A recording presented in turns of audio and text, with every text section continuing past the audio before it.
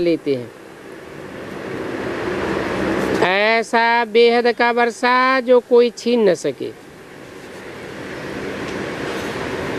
वहाँ दूसरा कोई भी छीनने वाला होता नहीं है। दूसरा नहीं होता, इसलिए उसको अद्वैत कहा जाता है। एक राज्य, एक धर्म, एक भाषा, एक मत, इसलिए अद्वैत कहा जाता है। फिर बाद में रावण राज्य दूसरों का होता है, उसको द्वैत कहा जाता है। द्वैत द्वापर युग में होता है और अद्वैत सत्य युग में होता है। सत्य एक होता है और द्वैतवाद अनेक प्रकार का होता है। अभी तुम इन बातों को समझ रहे हो। समझाना भी ऐसे है कि हम फिर से 22 भारत को बनाए रहे हैं श्रीमत पर, और श्रेष्ठ ते श्रेष्ठ, ऊंचे ते ऊंचे एक ही है। ऊंचे ते ऊंचे भगवान तो सब कहेंगे जिनको बाप कहा जाता है। तो ये भी समझाना है कि ऊंच ते ऊंच बाप एक है। लिखना भी है, भारत जो संपूर्ण निर्विकारी स्वर्ग था वो अभी विकारी नरक बन गया है। फिर हम भारत को श्रीमत पर स्वर्ग बनाए रहे हैं। बाप जो कुछ बतलाते हैं वो नोट करके उस पर विचार सागर मंथन करके लिखने में मदद करनी चाहिए। ऐसा क्या लिखें जो मनुष्य समझे कि बरोबर भारत वाइसलेस था। उस समय रावण राज्य नहीं था। बच्चों की बुद्धि में है कि अभी बाप हम भारतवासियों को वाइसलेस बनाए रहे हैं। पहले अपन को भी देखना है हम निर्विकारी बने हैं। ईश्वर को मैं ठगता तो नहीं हूं। ऐसे नहीं कि ईश्वर हमको देखता थोड़े ही है। तुम्हारे मुख से ये अक्षर तो निकल न सके, क्योंकि तुम हो पक्के आस्तिक। तुम जानते हो पवित्र बनाने वाला पतित पावन बाप एक ही है। भारत वाइसलेस था तो स्वर्ग था।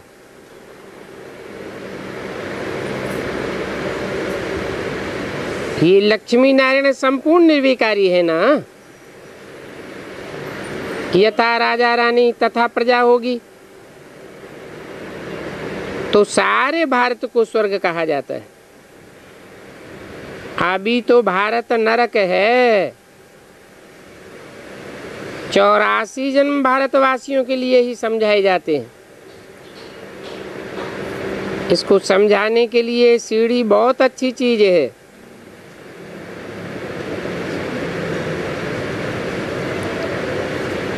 बाबा ये सीढ़ी के चित्र 20-25 बनाए देंगे। जो कोई अच्छा हो तो उनको सौगात दे सकते हो। बड़े आदमियों को बड़ी बड़ी सौगात मिलती है ना। इंदिरा गांधी बाहर जाती है तो उनको हीरों की हार कंगन आदि मिलते हैं, क्योंकि विलायत में ज्वेलरी तो बहुत होती है।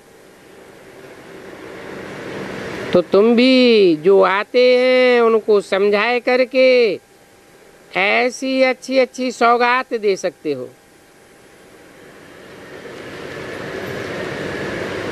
चीजें हमेशा तैयार करके रखनी चाहिए देने के लिए। तुम्हारे पास भी नॉलेज तैयार रहनी है। इन चित्रों में पूरा ज्ञान है। कौन से चित्र बताए? कितने बताए हैं? नहीं, सीढ़ी के 20-25 चित्र तैयार रहने चाहिए जिनमें 84 जन्मों का राज भरा हुआ हो। जड़ चित्र ही हो या चैतन्य भी हो।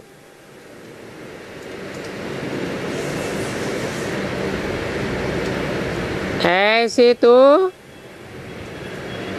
देवी देवता सनातन धर्म के पक्के 24 निकलेंगे।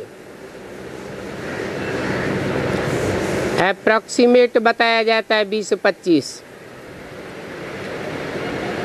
जो देवी देवता सनातन धर्म के पक्के होंगे उनमें 84 जन्मों का पूरा ज्ञान भरा हुआ होगा। तो ऐसी ऐसी सौगात कोई को भी दे सकते हो। इन चित्रों में पूरा ज्ञान है। समझा सकते हैं कि हमने 84 जन्म कैसे लिए हैं और वो सरणी याद रहनी चाहिए। समझ की बात है ना। जरूर जो पहले पहले आए हैं उन्होंने ही 84 जन्म लिए होंगे। कौन आए हैं पहले पहले?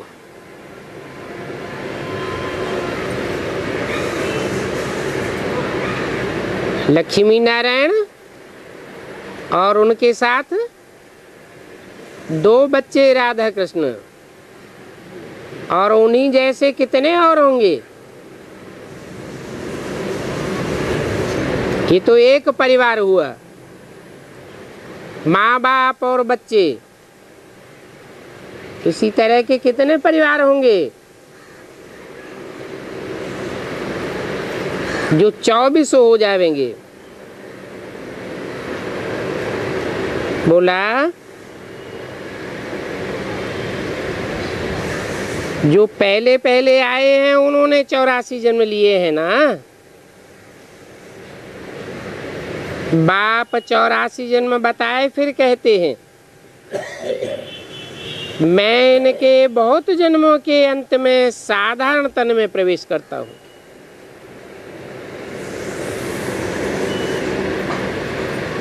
किनके बहुत जन्मों के अंत में? जब प्रवेश करता हूँ तो इनका नाम रख देते हैं ब्रह्मा। जिस तन में भी प्रवेश करता हूँ उसका नाम ब्रह्मा रखना पड़े।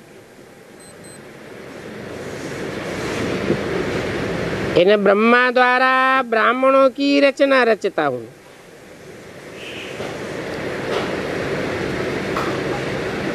नहीं तो ब्रह्मा कहाँ से लाऊं?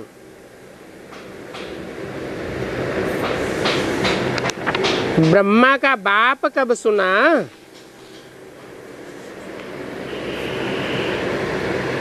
कहेंगे ब्रह्मा का बाप जरूर भगवान।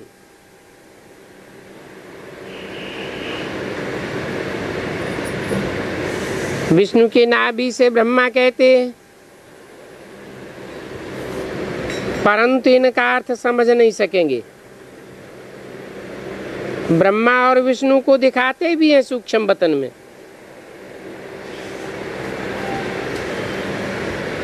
यहाँ तो बाप कहते हैं मैं इनके 84 जन्म के अंत में प्रवेश करता हूँ।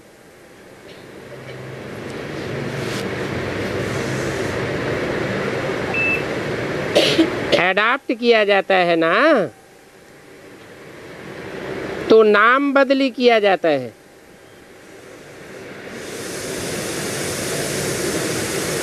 ब्रह्मा को एडाप्ट किया ना,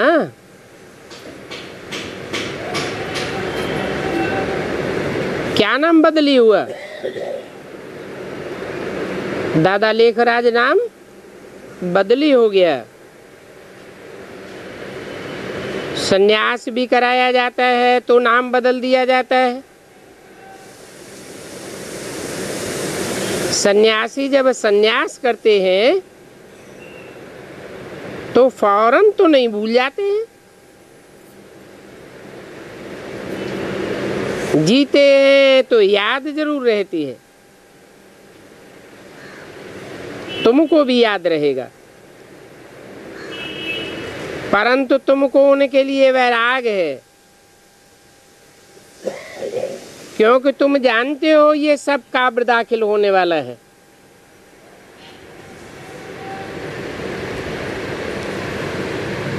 इसलिए तुम पुरुषार्थ करते हो वैराग का।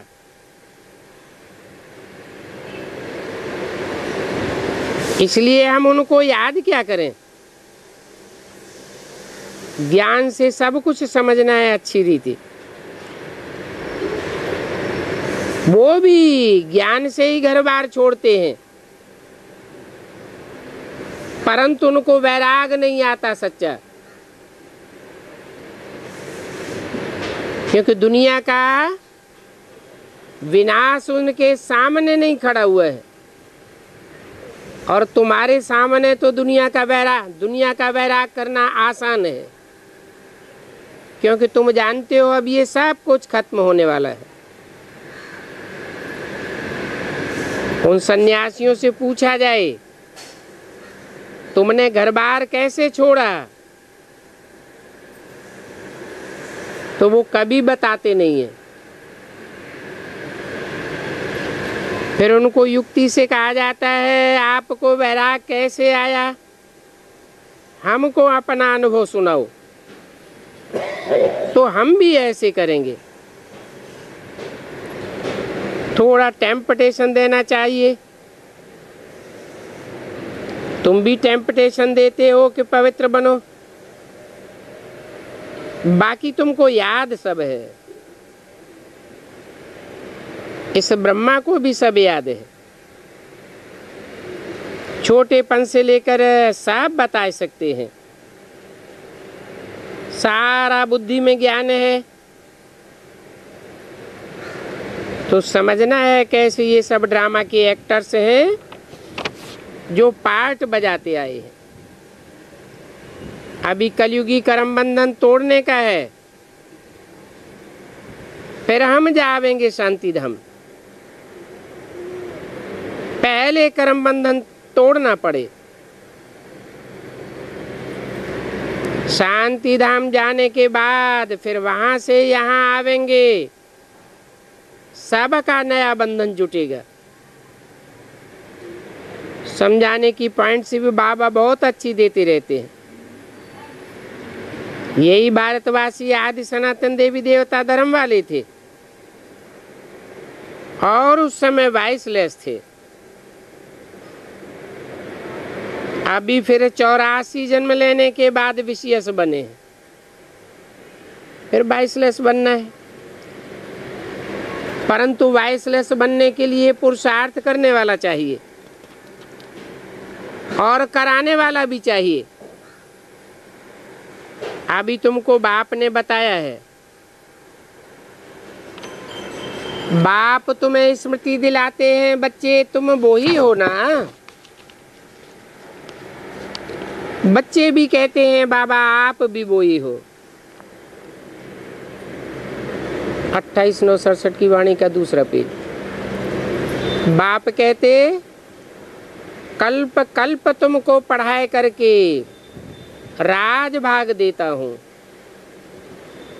और कल्प कल्प आगे भी ऐसे करते रहेंगे। ड्रामा में जो कुछ हुआ विघ्न पड़ा वो भी पड़ेगा। जीवन में क्या क्या होता है वो याद तो रहता है ना, इनको तो सभी याद है। बतलाते हैं कैसे छोटेपन में गांव का छोरा था,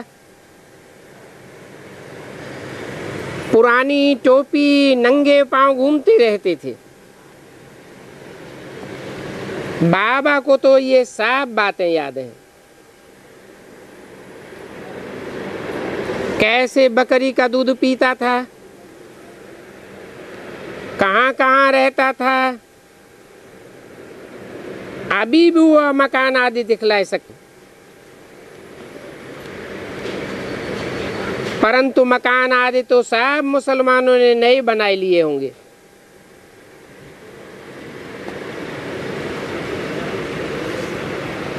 किस हिसाब से?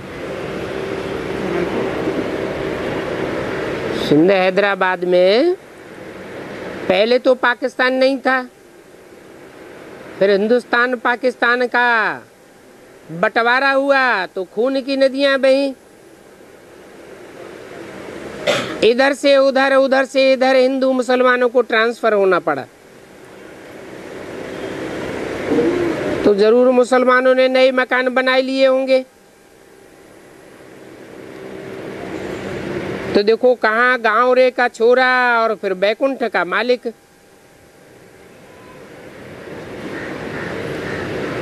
बैकुंठ में गावड़ा कैसे होगा? ये बातें तुम बच्चे अभी समझते हो। इस समय तुम्हारे लिए ये पुरानी दुनिया गावड़ा है। कहाँ बैकुंठ और कहाँ नरक। मनुष्य तो बड़े बड़े महलों में, बिल्डिंग्स आदि में रहते हैं तो समझते हैं कि यही स्वर्ग है। बाप तो कहते हैं ये सब मिट्टी पत्थर है, मिट्टी का पत्थर का ढेर हो जाएगा, इनकी कोई वैल्यू नहीं है। सबसे जास्ती वैल्यू होती है हीरों की।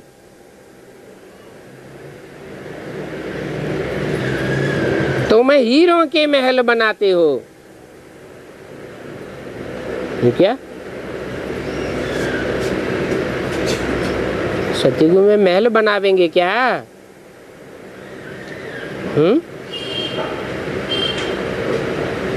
वहां भी कंस्ट्रक्शन करना पड़ेगा। फिर वो चैतन्य हीरे जैसी आत्माएं हैं सूर्यवंशी। उन सूर्यवंशी आत्माओं का संगठन रूपी किला कहो, महल कहो, वो तैयार करेंगे। तो सबसे जास्ती हीरों की वैल्यू होती है। बाप कहते हैं तुम विचार करो कि सतयुग में तुम्हारे कैसे सोने के महल होंगे, रतन जड़ित सोने की ईंटें थी।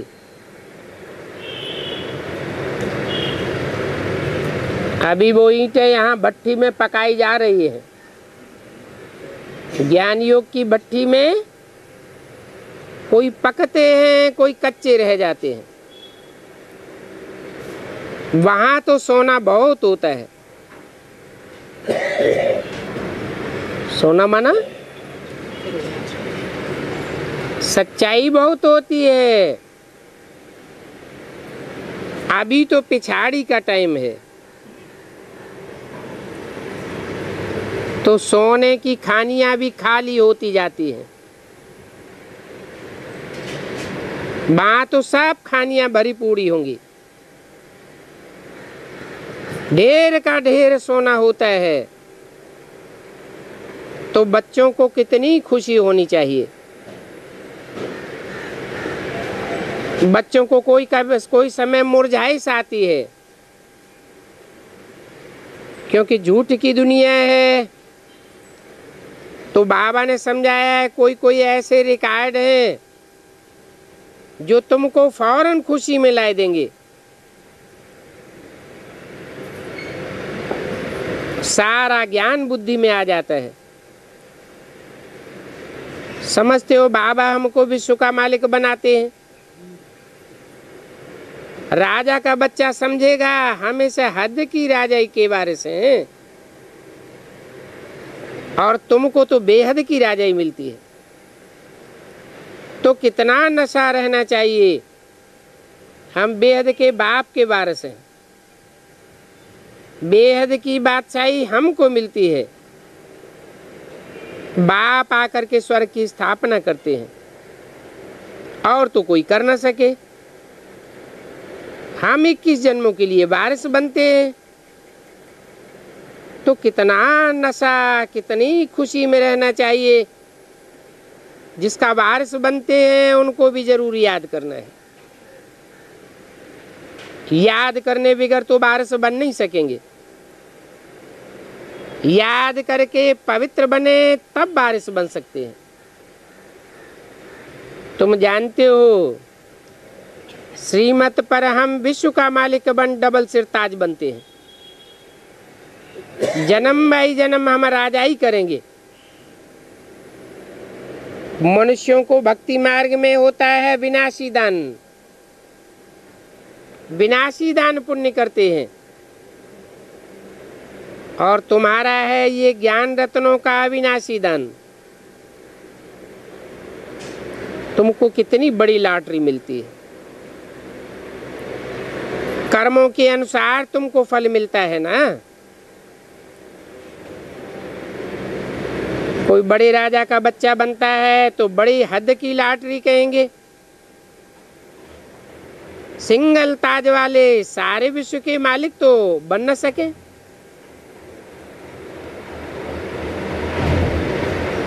डबल ताज वाले विश्व के मालिक बनते हैं।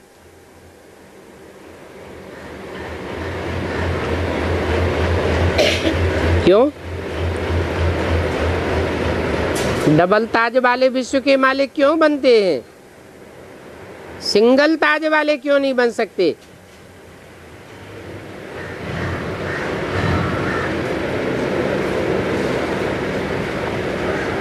क्योंकि प्योरिटी का ताज जब तक धारण नहीं करेंगे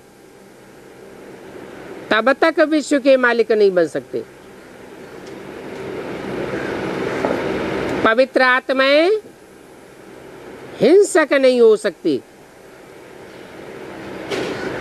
और जो अपवित्र होते हैं वो हिंसा के बल से राजा स्थापन करते हैं।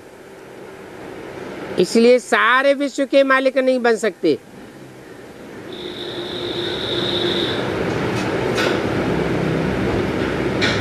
सारे विश्व के ऊपर मालिक वो ही बन सकेंगे जो संपूर्ण डबल अहिंसक हो।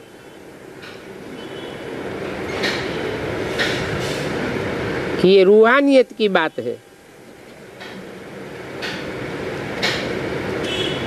इस समय दूसरी कोई राजा ही नहीं है।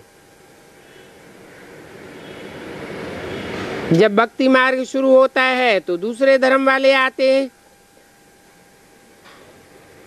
और वो दूसरे धर्म वाले जब तक वृद्धि को न पाए तो पहले वाले राजाएं विकारी बनने के कारण मतभेद में आए टुकड़े टुकड़े अलग अलग कर देते हैं।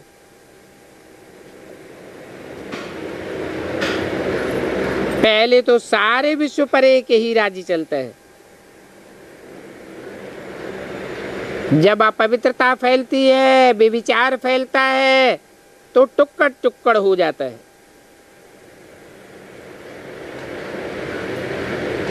वहां स्वर्ग में ऐसे नहीं कहेंगे कि यहाँ अगले जन्मों का कर्मों का फल हमको मिला है।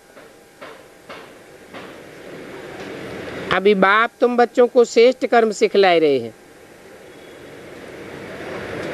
जैसा जैसा जो कर्म करेगा, सर्विस करेगा, तो इसको रिटर्न में ऐसा मिलेगा। तो बच्चों को तो अच्छा ही कर्म करना है। कोई बुरा कर्म करते हैं तो उसके लिए श्रीमत लेते हैं।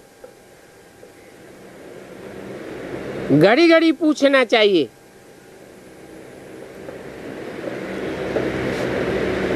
अभी प्राइम मिनिस्टर है, तुम समझते हो उनको कितनी पोस्ट आती होगी, परंतु वह पोस्ट कोई अकेले थोड़े ही पढ़ते हैं। अकेले पढ़ सकते हैं क्या? उनके आगे पीछे बहुत होते हैं, वो सारी पोस्ट देखते हैं। फिर जो बिल्कुल मुख्य पोस्ट होगी वो पास करेंगे, तब प्राइम मिनिस्टर की टेबल पर जाएगी। यहाँ भी ऐसे होता है।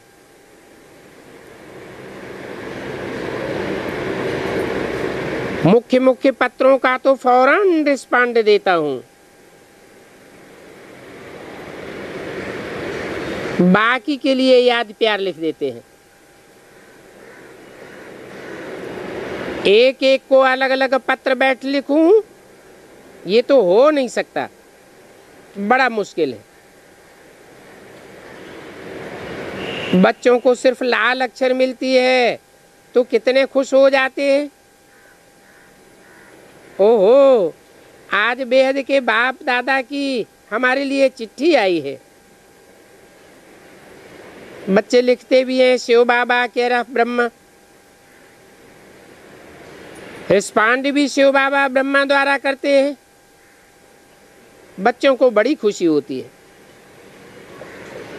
परंतु सबसे जास्ती गदगद होती हैं बांधेलियां।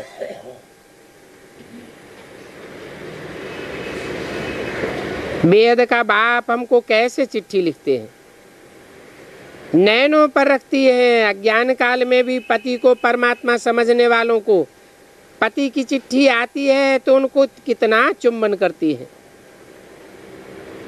तुम्हारे में भी कोई कोई की बाप दादा का पत्र देखे एकदम रोमांच खड़ी हो जाती है, प्रेम के आंसू आ जाते हैं। बहुत प्रेम से पत्र पढ़ते हैं। बांधेलियां कोई कम है क्या? बाबा लिखते हैं, अगर जबरदस्ती करते हैं तो इसमें तुम्हारा कोई दोष नहीं है। 2867 की वाणी का 3रा पेज। परंतु अगर तुम्हारी आस है, तुम्हारी अपनी ही क्रिमिनल आई है, तो फिर दोष पड़ जाता है। परंतु लाचारी हालत में कोई दोष नहीं है। राक्षसों के हाथ में आ जाते हैं तो फिर कर ही क्या सकेंगे। इस समय तो सभी कीचक हैं। जो भी पतित हैं, बड़े बड़े हैं, वो कीचक हैं तो मनुष्य ना। फिर कोई सूपनखा पूतनाएं भी होती है। ये सब नाम आसुरी नाम है। विकार बिगर पतियों को छोड़ती नहीं है, लड़ाई होती रहती है। कहाँ कोई माया भी जीत लेती है, कोई फिर समझते हैं हमको तो पवित्र जरूर बनना है। ये भारत वाइसलेस था, अभी BCS है। अभी जो वाइसलेस बने होंगे वो फिर पुरुषार्थ कल पहले वाले ही करेंगे। तुम बच्चों को तो समझाना बहुत सहज हो जाता है। तुम्हारा भी यह प्लानिंग है कि गीता का युग चल रहा है, गीता का ही पुरुषोत्तम संगम युग गाया जाता है। तुम लिखो भी ऐसे, ये गीता का पुरुषोत्तम संगम युग है, जबकि पुरानी दुनिया बदल करके नई बनती है। तुम्हारी बुद्धि में है। बेहद का बाप जो हमारा टीचर भी है, हम उनसे राजयोग सीख रहे हैं। अच्छी रीति पढ़ेंगे तो डबल सिरताज बनेंगे। ये देखो कितना बड़ा स्कूल है, सारी राजधानी स्थापन होती है, प्रजा भी अनेक प्रकार की बनेगी।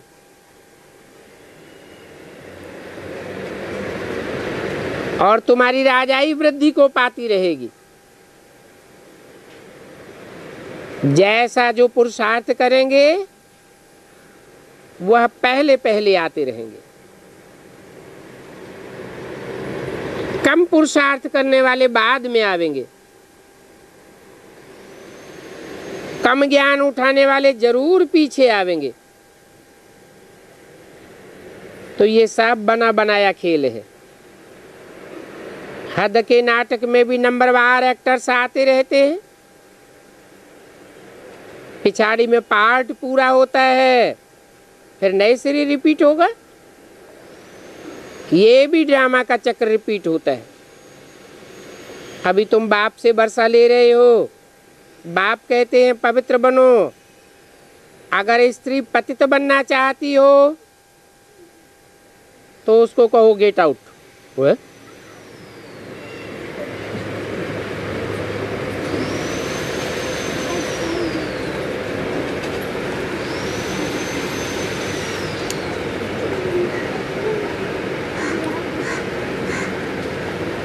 परवाह नहीं करनी चाहिए। रोटी टुक्कर तो मिल सकता है ना। बच्चों को पूरा पुरुषार्थ करना चाहिए। भूल होती है तो अपने से प्रतिज्ञा करनी चाहिए। ऐसा फिर कब नहीं करेंगे।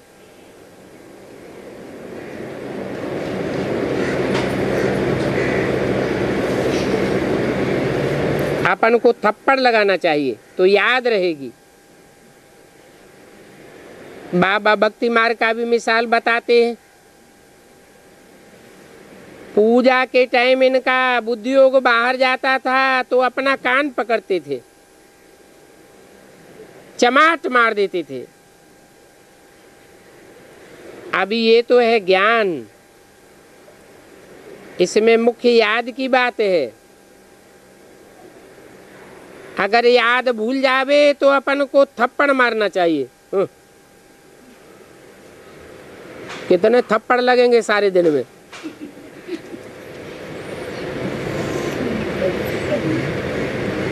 सोचना चाहिए मेरे ऊपर माया जीत क्यों पाती है। क्या मैं इतना कच्चा बन गया हूं। मुझे तो इस माया पर जीत पानी ही है। तो अपने आप को अच्छी रीति संभाल लें। अपने से पूछो मैं इतना महावीर बना हूं, औरों को भी महावीर बनाने का पुरुषार्थ करता हूं। जितना औरों को आप समान बनाऊंगा तो हमारा दर्जा जरूर ऊंचा होता जाएगा।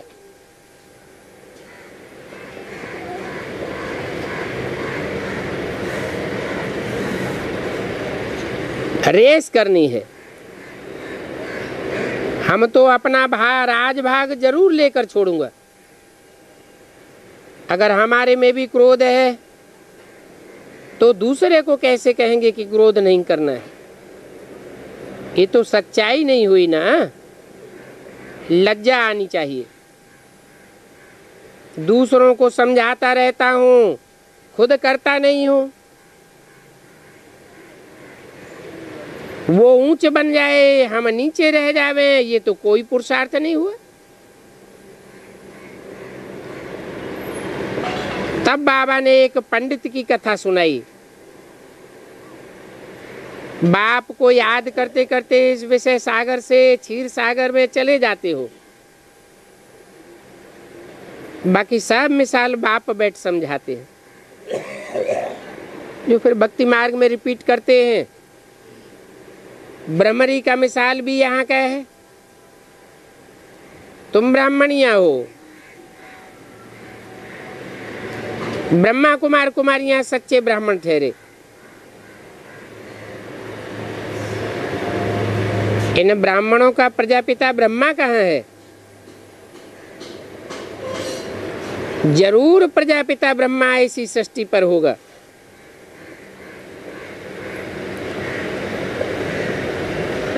शंकराचार्य ने भी कहा ब्रह्मा भी उतर आए। ऐसे कहते हैं ना। तुम भारतवासियों को समझाते हो।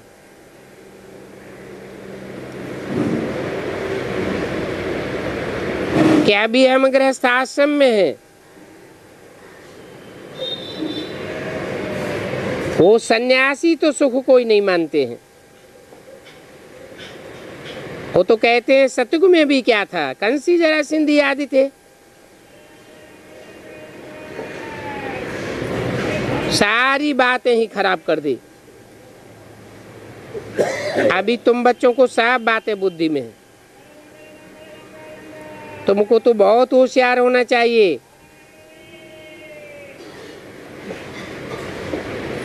तुमने प्लानिंग देखी है ना, बाबा का भी प्लान है मनुष्य से देवता बनाने के लिए, और ये चित्र भी है समझाने के लिए। इसमें लिखत भी ऐसी होनी चाहिए। गीता का भगवान का भी प्लानिंग है, और वो प्लानिंग तो बिल्कुल सहज है, ब्रह्मा द्वारा स्थापना हुई है। ये भी शिव बाबा का प्लान है ना। हम सब ब्राह्मण ब्राह्मणीय हैं, ब्राह्मण चोटी है, कोई एक की बात नहीं है। प्रजापिता ब्रह्मा तो चोटी ब्राह्मणों की हुई ना। ब्रह्मा है तो जरूर ब्राह्मणों को इस समय बड़ा भारी कुटुंब होगा, जो फिर तुम दैवी कुटुंब में आते हो।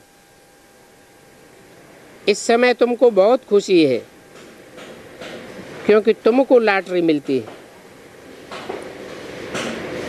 तुम्हारा नाम बहुत गाया हुआ है, वंदे मातरम। शिव की शक्ति सेना तुम हो। वो तो सब ऐसे ही गाते रहते हैं, धरणी का नाम देते हैं वंदे मातरम। बहुत होने के कारण मनुष्य मुझ पड़ते हैं, तुम तो बहुत थोड़े हो, इसलिए राजधानी स्थापन करने में मेहनत लगती है।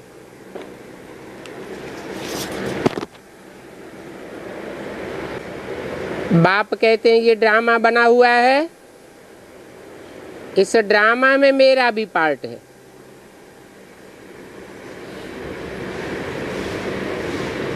मैं हूं सर्वशक्तिवान, इसलिए मेरे को याद करने से तुम पवित्र बन जाते हो। सबसे बड़ी जास्ती चकमक है जिसका नाम है शिव बाबा, वो ही ऊंचते ऊंचे रहते हैं। उन्होंने नाम दे दिया है कृष्ण का, कि कृष्ण गोपियों को आकर्षित करते थे। वास्तव में है शिव बाबा की बात। मंदिर भी उनका ऊपर में बनाते हैं, क्योंकि ऊंची स्टेज में रहते हैं। अभी तो गृहस्थियों के लिए शहर में भी बनाने लग पड़े हैं, नहीं तो शिव के मंदिर हमेशा पहाड़ों पर, चोटी में, जंगलों में ही होते हैं।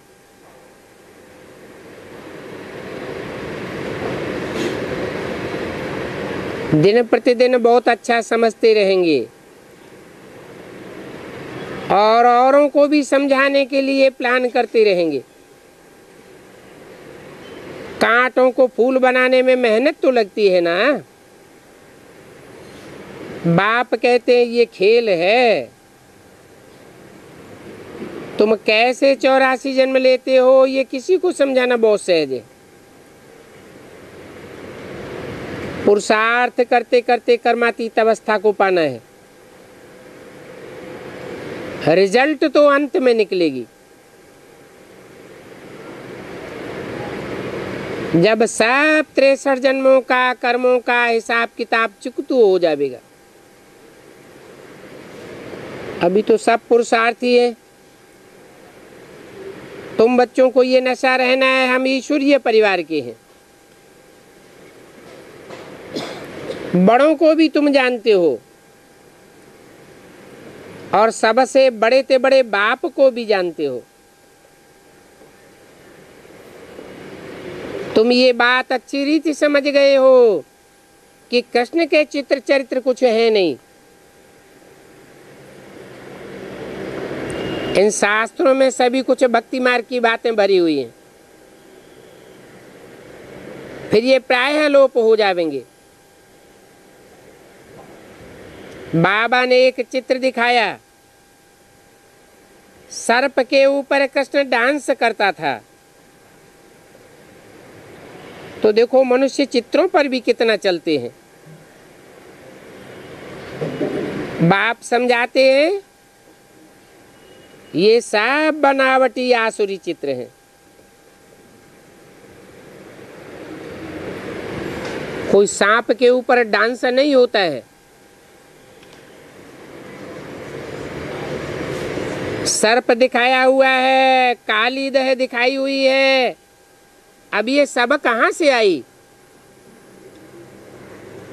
फिर दिखाते हैं शंकर को शरीर में सर्प लिपटे रहते हैं।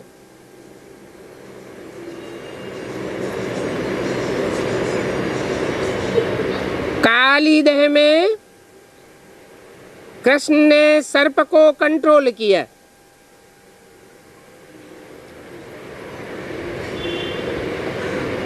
फिर सब गोपियां दिखाते हैं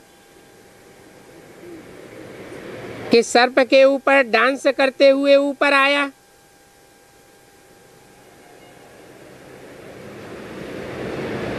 अरे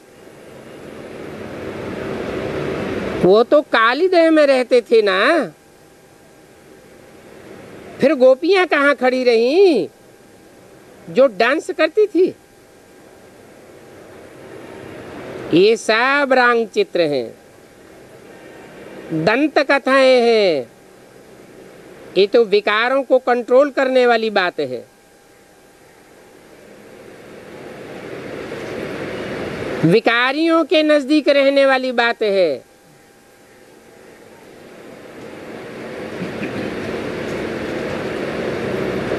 ये सब बातें सुनते सुनते मनुष्यों का माथा खाली हो गया। सीधे सीधे अर्थ कर दिए।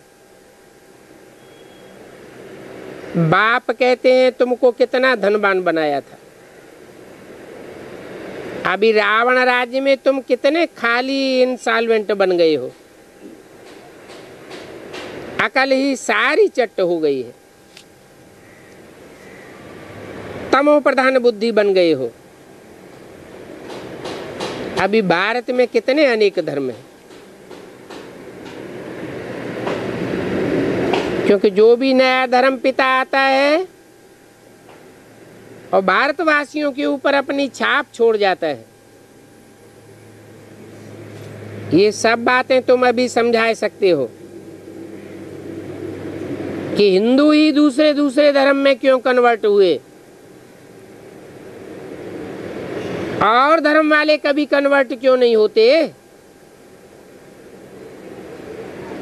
अभी तुम समझाने के लिए भिन्न भिन्न युक्तियां रच रहे हो। ये कितने झूठे चित्र हैं, इनके अर्थ भी कितने झूठे हैं, मनुष्यों के बनाए हुए हैं।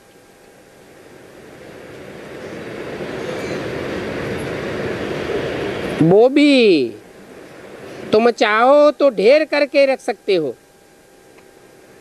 इन चित्रों के ऊपर झूठ बातें समझा सकते हो, बता सकते हो ये कैसे सच है और कैसे झूठ है। भक्ति मार्ग में इन चित्रों के ऊपर कितना खर्चा करते हैं। वास्तव में ज्ञान तो पढ़ाई है, जो बाप ही आ करके पढ़ाते हैं, पढ़ाते हैं और पवित्र बनाते हैं। इन शास्त्रों में तो कुछ भी अहम ऑब्जेक्ट नहीं है। कोई शास्त्र पढ़ेगा करके पंडित बनेगा, उनको बहुत सारे टाइटल मिल जाते हैं, बहुत मान होता है, तो उन्हों का जो फाउंडेशन है वहां घुसना चाहिए। हम तो कहेंगे ये सभी ड्रामा है, कोई को दोष नहीं है। इन विद्वान पंडित आचार्य शास्त्री आदि का पार्ट ही ऐसा है। आगे चल करके ये भी झुकेंगे, ये भी बात तुम समझते हो। जो होशियार हैं वो अपने हमजिन्स का मान ऊंचा करेंगे। आज सतगुरुवार है, तुम्हारे ऊपर अभी अविनाशी बृहस्पति की दशा बैठी है। दशाएं तो बैठती है ना, किस पर शुक्र की दशा, किस पर राहु की दशा। जो गटर में गिर पड़ते हैं फिर उनके ऊपर बहुत टाइम लग जाता है। तो अपने ऊपर राहु की दशा नहीं लानी चाहिए। माया बड़े जोर से थप्पड़ मार देती है, इसलिए संभाल करनी चाहिए। हराना क्यों चाहिए? हराने से उस्ताद का नाम बदनाम हो जाएगा। तुम तो खुशी से कहेंगे हम ब्रह्मा कुमार कुमारियों का यह प्लान है।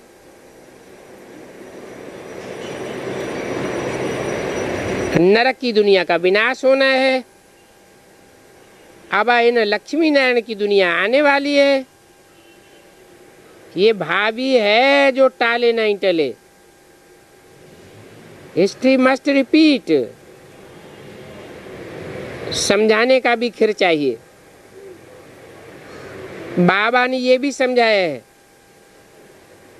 कि सच्चे सच्चे वैष्णव कौन है। विष्णुपुरी वॉइसलेस थी ना,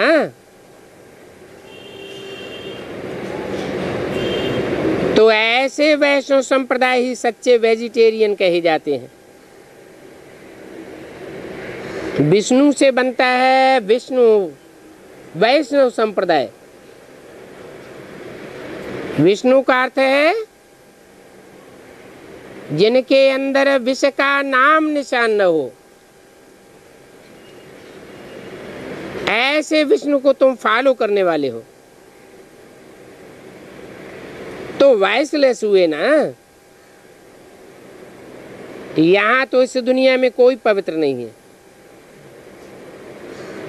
कान पान ही पवित्र नहीं है, वो सब हैं हद के वेजिटेरियन। और वो देवताएं होते हैं बेहद के वेजिटेरियन, क्योंकि देवताएं कब विकार में नहीं जाते हैं।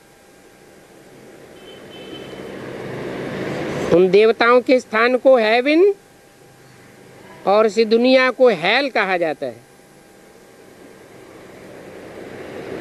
ऐसे ऐसे बैठ करके समझावेंगे तो लोग हियर हियर करेंगे। बताओ वैष्णव नाम कहां से निकला?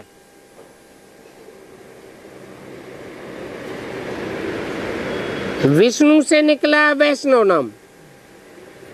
विष्णु का अर्थ यह है नो विष टाल, विष का नाम निशान न रहे। तो विकारों को छोड़ना है, उनको वॉइसलेस वर्ल्ड कहा जाता है। बाकी इन वेजिटेरियन बनने से क्या फायदा? इससे क्या विश्व में शांति हो जाएगी? तुम तो चाहते हो विश्व में शांति हो।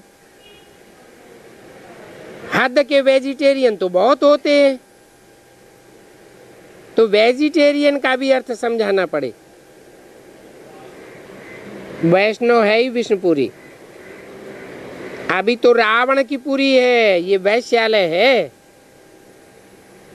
यहाँ सब विषयस हैं, बेविचारी है,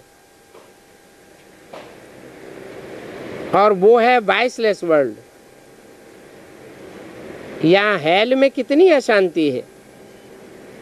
नई दुनिया में शांति रहती है। बाप नई नई दुनिया स्थापन कर रहे हैं। अच्छा, मीठे मीठे रूहानी बच्चों प्रति बाप दादा का दिल व जान सिक व प्रेम से याद प्यार गुड मॉर्निंग। रूहानी बच्चों को रूहानी बाप की नमस्ते।